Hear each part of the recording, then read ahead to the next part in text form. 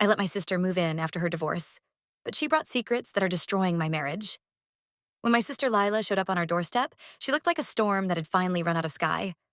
Mascara smudged, knuckles raw, one rolling suitcase trailing behind her. She said the word divorce like it tasted bitter, and my husband Evan stepped aside without hesitation, already pulling the guest room sheets from the closet. At first it felt simple. Family helps family. Lila cried into my shoulder, apologized for taking up space, promised it would be temporary. She cooked dinner the next night as repayment, humming softly like nothing had happened. Evan told me I was doing the right thing. I believed him. It was the suitcase that bothered me, not the one she rolled in. Hers was scuffed and cheap, the kind you keep because replacing it feels wasteful.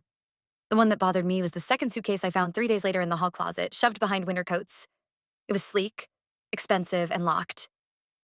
A luggage tag dangled from the handle with a man's name printed in clean black letters, not her ex-husband's. When I asked Lila, her smile came a beat too late.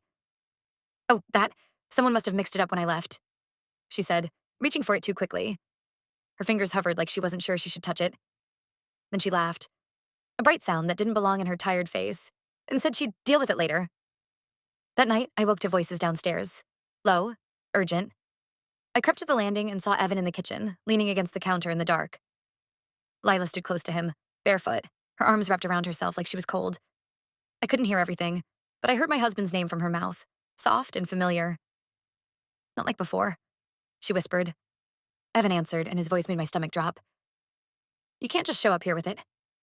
With it. The next morning, Evan barely looked at me. He kissed my cheek like a chore, then left early, claiming a meeting. Lila acted normal.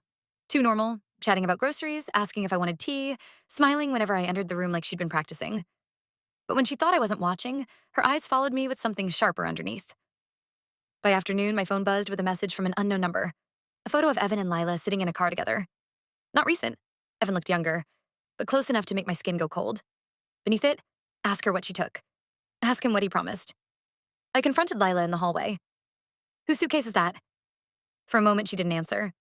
Then she looked past me toward the front door, as if listening for footsteps that weren't there. "It's not about the suitcase," she said finally, voice quiet. "It's about what's inside."